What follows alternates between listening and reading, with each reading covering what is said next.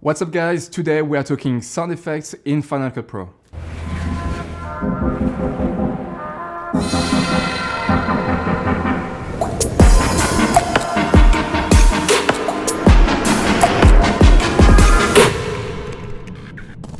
Hope you guys are doing fantastic. My name is Guillaume Cornet. I'm a filmmaker and run a video production business here on the Gold Coast, Australia. In today's video, we are going to talk sound effects, but first I'd like to thank Artlist for sponsoring this video because all the sound design that you just heard in my intro was created using Artlist, and we are going to go through the process together from scratch. If you don't know Artlist yet, they are one of the biggest licensing music platform, and you can use all the sounds, whether it's music or sound effects, for your personal projects, for your YouTube video, as well as for your commercial video. They have a huge library of music and sound effects, and I've been using them pretty much since I started making videos for a living. One very important thing to keep in mind is that your audio design is as important as your video, if not more. You can turn some very basic videos into some bangers just by having a great sound design. You've seen that video that sometimes I don't have someone in charge of the audio on set, therefore I only have the scratch audio or eventually what I recorded.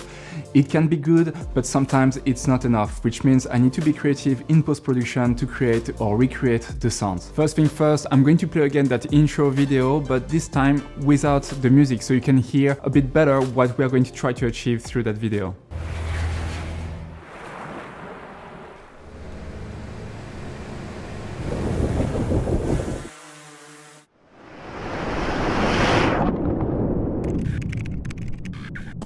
Pretty different, right? All the sounds you just heard are actually coming from Artlist, so let's get to work. So here we are, and I'm going to use Final Cut. We already have a timeline here already with the effects and everything, and then we've got the music at the bottom.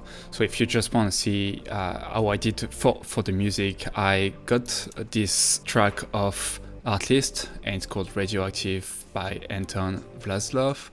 And the music obviously is way too long, and I wanted my intro to be around the 20 seconds, 15 seconds mark. So what I did is I took the parts I wanted in the music and tried to find two bits that were very similar. I can even zoom in even more, but basically I was trying to find a similar bit, and what I like to do is set a marker on the track.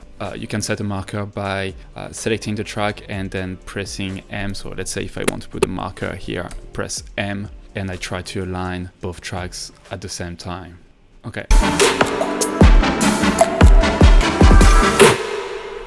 What I did is I compounded the music into a compound clip, so that when I move the tracks and do the editing at the top, it's not changing and desyncing my audio, so it's all in one track. Pretty basic editing, a few clips, so we've got basically 10 clips here.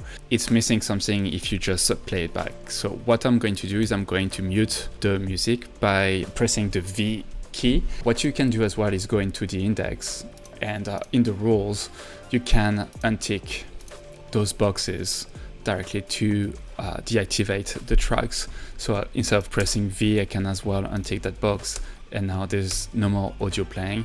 And obviously you can create as many audio roles as you want. So by right clicking, for example, here you can assign the audio role, and you can add some more if you want and change the color. So you can have effects, you can have drums, you could have pretty much anything you want depending on how you want to organize your sound. I like to keep it very simple. So we've got 3 roles: the dialogues, the effects, and finally the music in green.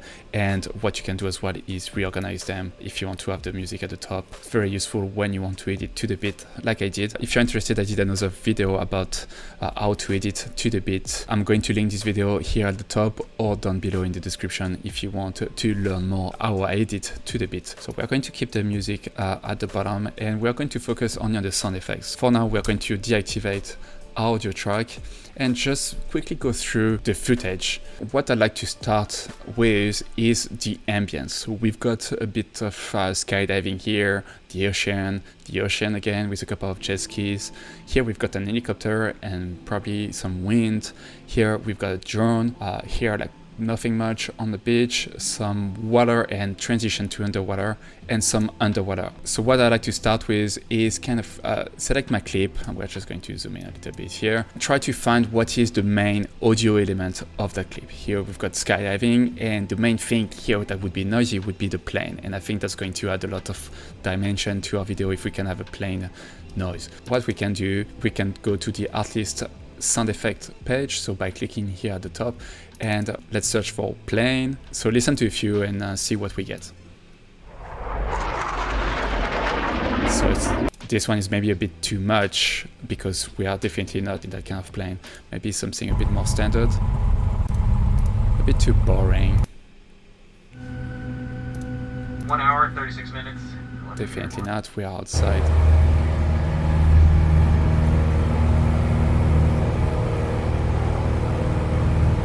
I kind of like that, that's pretty good. So what we are going to do, we are going to click on that small button. Obviously I'm logged in.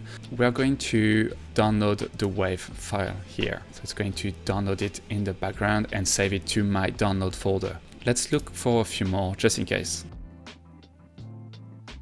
So here I'm not finding what I really want for this shot, so I'm going to add a keyword here and look for jet plane and see what we can get.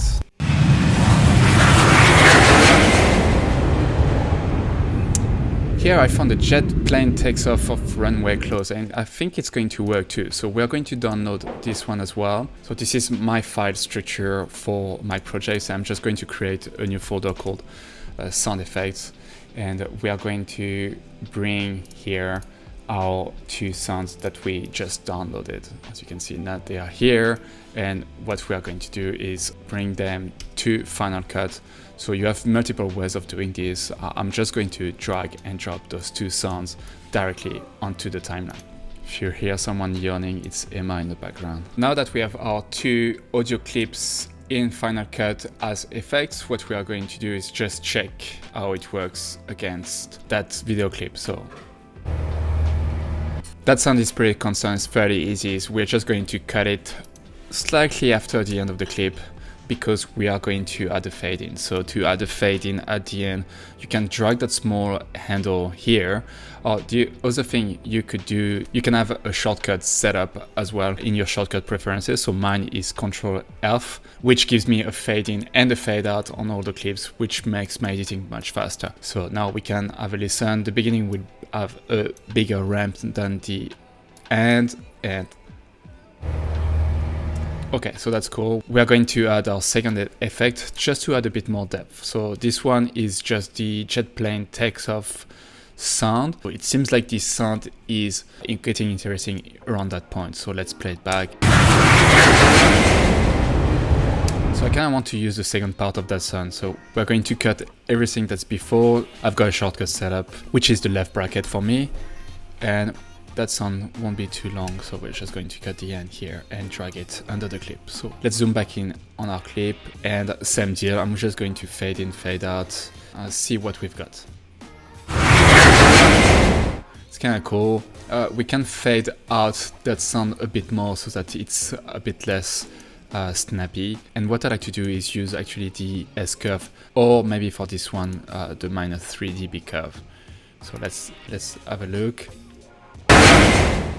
Seems like it's fading out pretty nicely into the next clip. Another thing I like to do in some cases is use the actual scratch audio and see if it's useful. So in this case, I used the Insta360. Let's listen to the audio.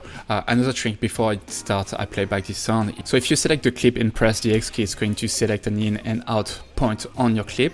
And then you can press this / key to loop the video in that section. So let's press that. So in this case, the audio, the scratch audio from the camera is absolutely terrible, so we're not even going to bother using it. I'm just going to bring it down to 0. And I think that's it. For this one clip, it's pretty easy. We are going to move on to the next few clips. The next one is a shot of Emma coming out of the water. So it's pretty simple, pretty straightforward. I would like to have some sound ocean, obviously. So we are going to go back into Artlist. I'm going to make sure I'm removing both keywords first, and we are going to look for ocean sounds. So ocean ambience, pretty cool. And let's play back a few.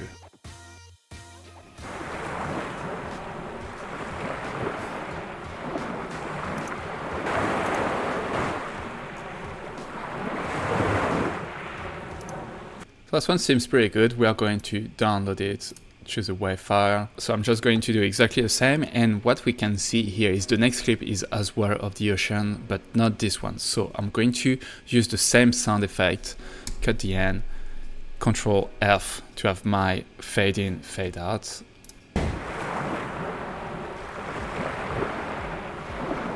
Pretty much both could work. The main difference is on the second one here, I think. Because this one is a drone shot, we need to mark the difference between this shot, which is directly on the water. So I would like to find maybe some kind of wind sound. So let's go back into Artlist, and this time we're going to look for wind. So obviously you can look up for keywords, but here we're looking for wind, and the platform already has some elements of nature playlist, so we can go directly here, directly navigate using those keywords pretty much. So here I've clicked elements of nature and air. Here I found this sound, which is a coastal, village, plateau, gentle wind, some foliage eventually. It sounds pretty good to me, so I'm going to do the same, download and add it to my library that starts building up. Just added that sound, I'm going to do the same, have a fade in and fade out, just overlap a bit with the clips before and eventually after, and fading out on the following clip. One of the things here, we are directly on the water with that shot of Emma coming out of the water, whereas here we're much higher. So what I like to do is actually add keyframes on my waveform. To do that, we have two options because the sound levels will be different in both clips. The first one will be very easy. You just use the blade tool with the B, and now you can adjust the audio on that second clip. This is one operation that I don't always like because it means there is a gap here in the audio and that can sound a bit weird. What I prefer doing, so I'm going to cancel, is using the keyframes. And the best way of doing this is to press down the Option key and click on that line. Now you can adjust directly that second part. So let's play it back. Much better. If you want to go a bit further, we would like to have some sound to cover the jet skis, obviously. So let's see if Artlist has this kind of sound effect. Let's go at the top. So here we've got this sound of a boat. It doesn't exactly match what I'm looking for, but we are going to make it work. So let's download it. Let's start by muting the sound of the waves and the wind and play it back. So obviously it's way too loud. We're going to fade it and lower the volume quite a bit on this one. I think that will do the trick for this one. Let's go on to the next clip. Here I see two major elements. Obviously the first one will be the chopper taking off, but the second one is, as you can see, there is a lot of grass going in the air, so lots of wind. So let's try to find two sounds in Artlist that are matching this. So here we are. I've imported all three sounds that we just found into Final Cut, and let's play back the first one. Ideally, you want to mute any other sound that could be affecting the audio of that one clip.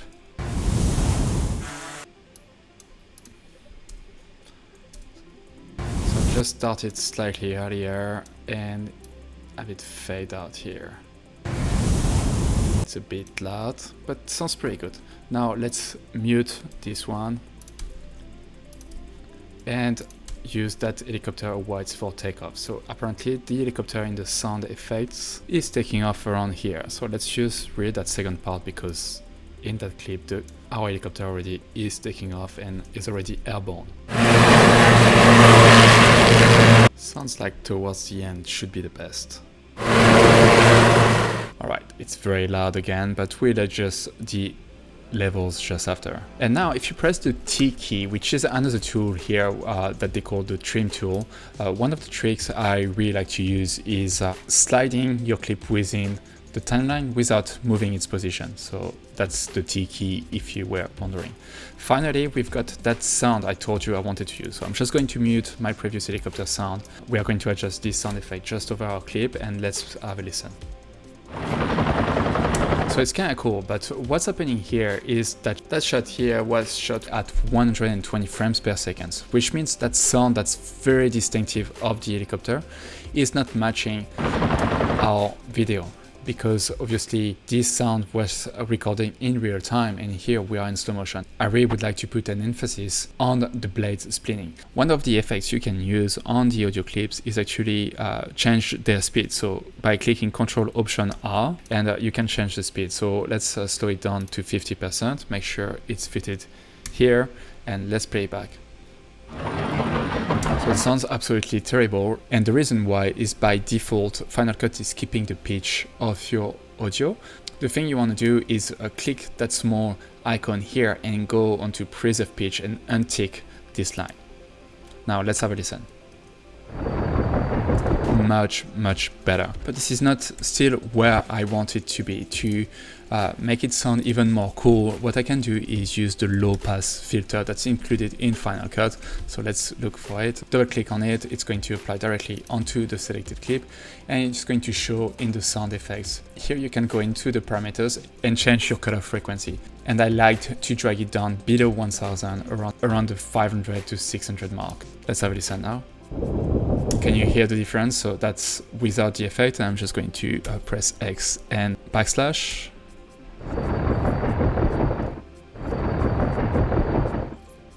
So that was before, and now I'm going to apply the effect. Much better. Now let's have a listen with all the effects combined on this clip. Obviously those two here are way too loud, and I want this one to be much louder because I think it's giving a lot more depth into the sound design. Much better. And now let's go on that clip of that Inspire taking off, and all I did was pretty much using the scratch audio of the clip. Just one thing to note is here I actually reversed the shot to make it look like it's taking off. And the other thing too I did was to detach the audio and bring back the audio to 100% because it didn't sound that good. So let's play it back. And let's make sure it's fading in and fading out nicely with the previous and following clip, sliding them a little bit. This one I'm going to skip, there is not much happening, probably not much audio, a bit of the ocean sound, but let's go on to the next one, which is a very interesting one. Again, this one was shot with a 360 camera that was, I think, the GoPro Max. And again, I separated the scratch audio for the same reason that I like to fade in and fade out the audio slightly. So let's have a listen. And same again, because this audio clip is slowed down and I want it to match that moment I'm going underwater, we are going to go click on that small wave here and remove preserve pitch. Let's have a listen. So it's pretty nice, but it's still not right there. And what I would like to find is some kind of wave sound in Artlist. Let's see if we can find some wave sound here that could match that wave. Again, very easy, and if you can't find the sound effect, Artlist even suggests you some keywords. Let's have a listen to the first audio clip we found. Sounds like it would work. I'm still not yet convinced. Let's have a listen to the second one. Maybe let's drag it slightly. Alright, I think that one is actually pretty cool because we could make it work on the second clip and you're going to see why. So just to give you an idea, the camera right there is above the water, so in the air, goes underwater and stays underwater until that next clip, which is underwater as well. So let's make sure we are not going over our video, and it's kind of fading in by itself. So let's see if that's going to work. Let's play it back. All right, it's working, but we can make it a lot better. And again, we are going to use our beloved low pass filter. So let's double click, or you can drag and drop. But this time, I kind of like the sound that's happening here at the beginning. It's not too bad. It's still very high pitched, a lot of treble in this part. So what I'm going to do is just lower our cutoff frequency to remove those high frequencies. So basically what the low pass is doing is removing all the frequencies that are above the limit, that number here. So it's going to remove all the high pitch sound, all the very, sharp sound, and only leave those bassy sound, like those very deep sounds of the sound effect that we are using. So let's have a listen. Okay, I prefer that just to give you a comparison of before and after. That's after, before. So you get the idea, but what we are going to do is here, as I transition, and I've already put a marker, it goes underwater. So the sound could be much, much deeper and much more bassy, if that's a word. So I'm just going to locate my playhead just before, make sure I've got my clip selected, and I'm just going to go back into the effects browser and go onto the cutoff frequency and click on that small cross here, which is going to add a keyframe on that effect on that slider here. Now I'm just going to go a bit after that marker right there, so when I'm underwater, and we are going to cut the frequency much, much lower. So let's say around the 500 mark like the previous clip. Another way to see where your keyframes are, so obviously you can navigate in between keyframes by using those two arrows here. Otherwise, by right-clicking on the clip and going to show audio animation, it's going to show you where on the timeline those keyframes are if you want to do some minor adjustments and sliding them right to left instead of having to cancel them and recreating them. So it's not too bad. I think it's doing the trick. Let's have a listen again. And I think here, because I'm much deeper and I want to make a difference between that first clip as I'm coming up and that one that is much deeper underwater, we're going to add a few more keyframes just before and after as well. So let's add one more keyframe just before and after. And this time we're going to go down to 150. One of the things to note is because you're cutting so many frequencies that are above that mark, the volume tends to be much, much lower. So we are going to re-increase that one a bit higher to compensate the loss. Let's have a listen.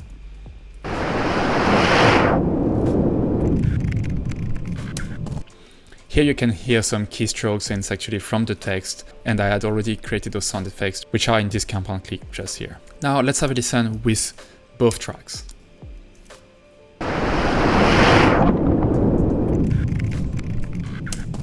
All right, sounds pretty good to me. Just one thing I didn't do, let's make sure those are under the right audio roll, just so that everything is nice and organized. We can close the audio animation here, and let's make sure we have all our clips here activated. As a rule of thumb, the first thing I usually do after having done my sound design, select all my sound effects and press the Control key and the minus key a few times. And as you can see, I'm reducing the sound over all my audio effects, and it's taking into account the keyframes. And I'm going to play back the whole intro video.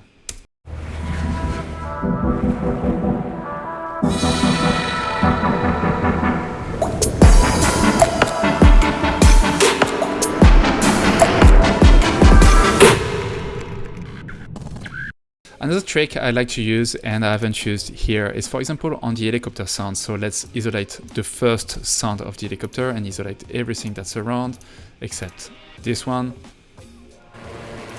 Is that I still believe that sound doesn't work perfectly and is way too high pitched. So what you can do is use the pitch effect, double click on it, and we are going to lower that pitch to -1, for example -1.1, and let's have a listen. So that's the after and the difference. Because the clip was slowed down quite a bit, I believe with the pitch lower, the effect works better. And that's it, guys. So in short, just be creative, don't restrict yourself from anything. Here, for example, we use an helicopter sound and we slow it down and we remove the high frequencies, but nothing stops you, for example, to use a swoosh sound that you're going to repeat 30 times and slow down to recreate the slow motion of the propellers of the helicopter taking off. However, I know it's very exciting to recreate the sounds from scratch, but it's also important not to overdo it, not to distract the attention of the viewer. In the end, you really want your sound design to blend with the music and the video seamlessly. I also wanted to mention that if you guys are considering using Artlist for your future projects, I'm going to leave in the description below a link that will get you 2 free extra months of your yearly subscriptions. And that's it for today, guys. I really hope you learned something from today's video. If you did, please leave a thumbs up. And if you have any questions, leave a comment down below. I'll make sure to answer all of them. In the meantime, consider subscribing if you want to see more content like this, and I'll see you very soon. Cheers.